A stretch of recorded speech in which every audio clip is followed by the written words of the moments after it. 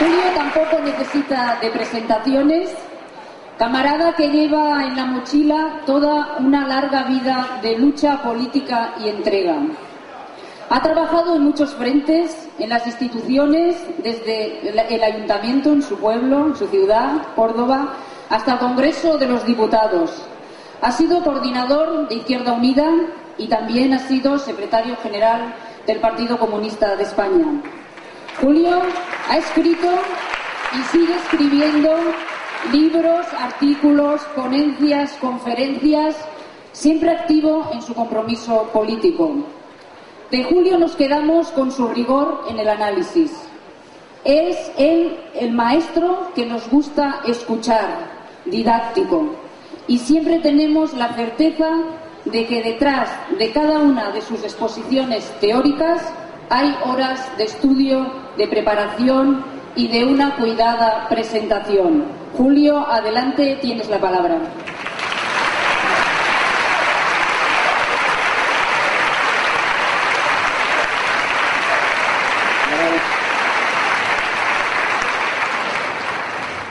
El partido me ha encargado una breve exposición sobre los antecedentes de esta reforma constitucional perpetrada por el Partido Popular y por el Partido Socialista Obrero Español.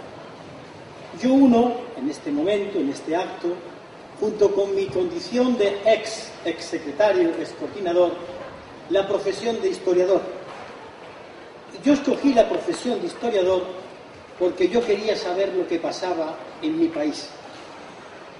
Y aquel pueblo que no sabe historia o que no quiere saberla, se equivoca una y otra vez. Todo lo que está pasando hoy en España está escrito en el pasado, como yo voy a demostrar.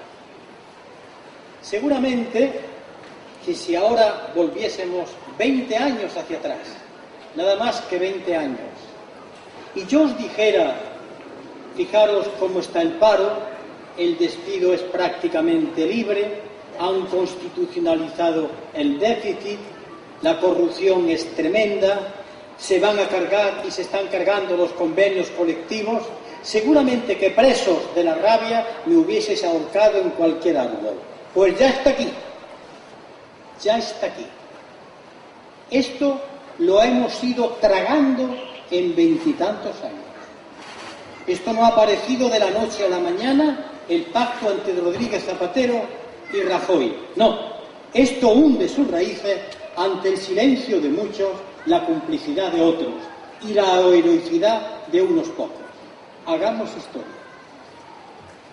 Lo que pretenden, sencillamente, es que de aquí a unos años la Constitución impida que el Estado se pueda endeudar, pasar un límite para hacer escuela u otra cosa. Pero con ser grave, han metido la bomba en algo que la gente todavía no ha caído. Porque eso que he dicho antes va a pasar de aquí a 9 años. Pero en el mismo momento que la Constitución se apruebe en esta semana, en ese mismo momento, aunque no haya para escuelas, aunque no haya para hospitales, lo primero es pagar la deuda. Y cuando digo deuda, hablamos de deuda y mercados, vamos a dar nombres. Los que nos tienen cogidos con la deuda se llaman Emilio Botín, presidente del Banco de Santander. Se llama Francisco González, presidente del Banco de Bilbao, Vizcaya. Miguel Ángel Ordóñez, gobernador del Banco de España. Y estos son los que mandan. Y después están sus capataces llamados Rajoy, Zapatero, Merkel, Sarkozy, Berlusconi. Cuando hablamos del poder, hablo del poder económico de quien manda. Y a ese poder no hay que hablarle de mercados, nombres. Y cito dos, los dos más importantes banqueros de España, que cobrarán ellos antes, junto con los bancos alemanes, franceses y holandeses, que las escuelas o los hospitales. Esto es lo que se va a aprobar ya. ¿Pero por qué ha sido esto posible? Pues ha sido posible porque lo hemos, digamos, metámonos todos, sálvese el que pueda, lo hemos estado consintiendo. Desde aquí quiero hacer un reconocimiento a una serie de personas, a todas las direcciones de Izquierda Unida, pero quiero dar los nombres de unos compañeros. A Salvador Llobet, a Martín Seco, a Pedro Montes, a Jesús Albarracín, a Joaquín Arriola, a Luis Miguel Seseña, a Manuel Martín, a Luis Bosch, a Alberto Cillán, a Adolfo Mansilla, a Javier Navascués, a Ramón Franquesa, a Toni Domenech, y un largo etcétera de economistas que fueron los que, trabajando con nosotros, crearon la base de nuestra oposición al Tratado de Maastricht. Ahí está el origen, en el Tratado de Maastricht.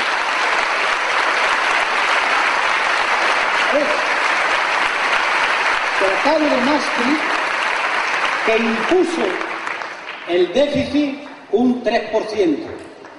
Tratado de Maastricht que arrojó a la clase trabajadora.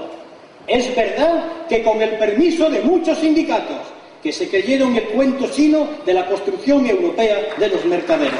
La verdad vaya por delante. Ahora bien, ¿qué tenían aquellos compañeros economistas, de los cuales he citado 8 o 10 nombres, y aquellos compañeros diputados y dirigentes de Izquierda Unida y del Partido Comunista, para decirle no a Maastricht, el origen de lo que hay? Pues que se estudiaba, se leía. El Círculo de Empresarios de Madrid publicaba trimestralmente un informe, y lo leíamos. Vamos a escuchar lo que decía la derecha hace 18 años. El Círculo de Empresarios escribe en ministros, exministros y economías conservadores. Constitucionalizar el déficit es el único camino para poder cortar el gasto público. En el año 1992, Maastricht, convertido en reforma constitucional, tiene una trascendencia enorme. Nos va a obligar a apartarnos de conducta disparatada, va a premiar políticas económicas razonables y a castigar políticas económicas absurdas, las nuestras, incluso con una dureza que no percibimos. Con estas restricciones, las del Pacto de Estabilidad, realmente estamos en un proceso de constitucionalización. Aquellos economistas y aquellos ministros de derecha ya decían que el Tratado de Maastricht era una reforma constitucional encubierta. Puedo seguir. Decían cosas como esta: el sistema de seguridad social no debe ser demasiado generoso, porque la Constitución, económicamente hablando, es un disparate. O decía el presidente del Bundesbank alemán, Hans-Dieter Mayer: los políticos deben saber que tienen que obedecer lo que digan los mercados. Ya están aquí, de rodillas a sus pies, como perros lacayunos, obedeciendo las órdenes que les dan esos bancos. Pero funciona. A los que creímos que el Pacto de Toledo era algo muy importante,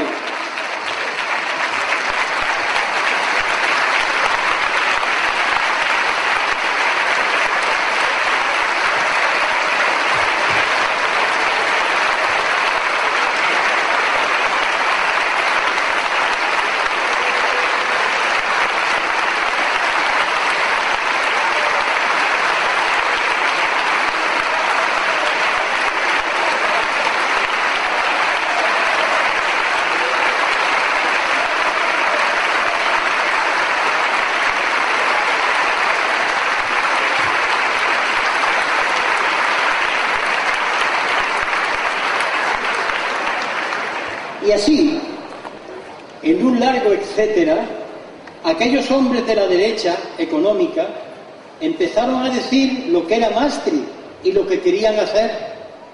Y esto lo aplicaron los de la derecha gobernante y también lo aplicaron los del PSOE. Pero ellos lo decían claramente. Y sin embargo la canción era Europa, Europa, Europa, un discurso vacuo, sin sentido, un discurso del disparate, del retroceso de los trabajadores. Pues bien, hemos llegado. Pero es más, en aquella época, otros economistas plantearon, a través de una teoría llamada de la OCA, de zonas monetarias óptimas, que no se podía construir una moneda única mientras que la Unión Europea no tuviese un presupuesto que fuese el 10% de su Producto Interior Bruto. Ahora no llega al 1%. que no podía haber una moneda común sin una política fiscal común, que no podía haber una moneda única sin libre circulación de capitales, mercancías, esto sí es cierto, pero también de trabajadores, esto ya no es cierto. Y también que tenía que haber, las economías tenían que ser similares o coordinadas. No se ha cumplido. Lo advirtieron. Y los europeístas de salón y de flor de estufa diciendo que esta era la Europa que había que hacer. Y este partido, Izquierda Unida, sabiendo que tenían los documentos, hoy pueden decir con dolor, llevábamos razón. Pero no lo decimos para que nos aplaudáis, sino al final de mis palabras hay una moraleja. Porque, en definitiva, lo que los tiempos nos traen es una constatación dolorosa. Hemos perdido una guerra. No hagamos remilgos. Cuando vayamos a la calle, ¿cómo está la calle? El discurso conservador domina la calle. PP, PSOE o Juan Perales Montes en la calle. Se hablan de cosas tremendas. No hay solución, no hay alternativa, no hay rebeldía. Rebeldía organizada, programada, con la cabeza, llenando la calle de gente. Pero antes de llenar las calles con la gente, hay que llenar las cabezas de la gente que se va a salir a la calle. Si no, no hay movilización. Tenemos en serio que de la misma manera que la historia de estos años ha avalado un discurso que fue contracorriente, nos dijeron de todo los señores de la prensa. Pero, de verdad os voy a decir algo, se nos dio una higa, creíamos que teníamos razón, porque a veces en política hay que aguantar a pie firme, digan los medios de comunicación lo que digan, si estás convencido con la razón y lo que te dicen los datos. Tarde, dan la razón, tarde, pero terminan por darla, y eso nos da fuerza para seguir combatiendo. Pero decía, hemos perdido una guerra. Y se ha perdido una guerra cuando ideológicamente han desarticulado a la izquierda. Quedamos nosotros con problemas, pero somos pocos. Cuando ya produce cierta vergüenza decir que uno es de izquierda o decir que es rojo, hemos aguado los conceptos y las palabras. Hoy, a nosotros los comunistas hace unos años nos metían en el infierno por réprobos, por malos, por satánicos. Hoy nos dice que somos tontos. Es decir, es algo más todavía el del descender de la visión que le quieren lanzar a la gente. Pero queda una cosa. Si estamos vencidos históricamente, nos tenemos que decir cada uno y cada una, ¿estamos dispuestos a seguir peleando? No vale que se diga que sí. Esto es muy serio. ¿Estamos dispuestos a no doblar la rodilla como Dolores, a no doblarla ni un milímetro? Si es así, empezar a pensar que hay que organizarse. Y organizarse es llamar a la gente, trabajar con ella. No confiar en las alianzas electorales. No hay más alianza electoral que la que surge de abajo y se traslada arriba. No hay más alianza que la que se hace en torno a un programa. Un programa, no de grandes palabras. No de grandes palabras, salario mínimo tanto, los pisos que no se pueden pagar, la hipoteca ni a dación. El artículo 47 de la Constitución española dice que todo el mundo tiene derecho a una vivienda. Pues bien, si hay un español o española que no puede pagar el piso, que no tiene segunda residencia, no lo pueden echar. Diga el Banco de Santander o el Banco de Bilbao Vizcaya, porque ese es el pulso. Ese es el pulso. Ese es nuestro sitio difícil. Es que la diputada Ibarruri, con todo lo diputada, no iba cuando había un caso de un desalojo de unos vecinos. Otra visión de la política institucional. Nosotros vamos a las instituciones para gobernarlas, pero también para subvertirlas, también para cambiarlas, también para hacerlas girar en toda su extensión. Somos subvertidores por naturaleza. ¿Por qué nos da miedo esa palabra? Subvertir es cambiar los valores de una sociedad. Somos subvertidores, somos subversivos, pero a mucha honra no aceptamos estos valores. ¿A qué tenemos miedo? No hemos aprendido ya en estos años. ¿A qué conducen las buenas palabras europeístas, el consenso, el acuerdo? ¿Lo estamos viendo ya? Es que todavía no nos manda reflexión. Cuando hace 118, 119 años se celebró la primera manifestación, el 1 de mayo de 1890, por la jornada de 8 horas. Hoy hay que ir, no a pedir 8 horas, sino 20 si hay de trabajo, porque estamos con tantos millones de parados. No es un retroceso, hemos avanzado, hemos retrocedido. Por tanto, seamos conscientes de dónde estamos y no lo suplamos con gritos ni con insultos. A mí particularmente no me gustan los insultos, me gusta la gente que piensa, que se lanza a la calle a combatir en el barrio, en la propia familia, en el trabajo, en el bar. Idea contra idea. ¿Qué le lanzan a la gente? Hombre, es normal, no nos podemos gastar más dinero que el que ingresan. ¿Habéis probado con cambiar los impuestos? ¿Habéis probado con que paguen todos esos que no paguen impuestos? No quieren oír hablar de eso. Y ahora os sacarán a Rubalcaba para que el eterno juego del tenis, ping-pong, Mariano, ping-pong, Rubalcaba, el juego de siempre en el que incautamente se cae en el garlito una y otra y otra y otra vez. Y aprender una lección. No se puede ser trabajador y sindicalista 3 horas al día en el Tajo, pero después en la casa ser machista o en vez de leer, ver la televisión, o después votar como ciudadano a la derecha, a los que hacen política de derecha. Son iguales, son iguales. No podemos extinguir la personalidad. Tú y tú y tú sois personas y por tanto tenéis una proyección única en todos los aspectos. ¿Por qué rompemos la personalidad? Porque yo soy de izquierdas en el sindicato, pero voto a esto porque no me gusta que venga la derecha y viene otra. ¿Cómo puede estar la moral y la inteligencia extendida? Recuperar la unidad. Lo que se avecina es tremendo. Ya hemos visto un poquito. No hay salida. Que no tiene arreglo lo de Grecia.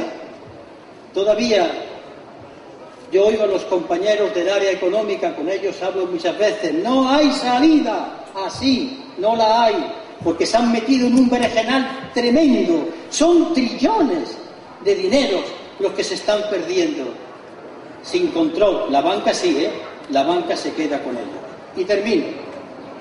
Desde la memoria de lo que fue hace 15, 17, 18 años, desde la voluntad de construir el inicio de una guerra nueva, con otra frescura, con otra estructura organizativa, con otros aliados, con otras alegrías, con otra visión de las instituciones, sin miedo a la participación, podemos recomponer el ejército del cambio profundo. Y si queréis, antes de que nos lo digan, el ejército rojo de la transformación, que yo no me asusto de las palabras. Pero,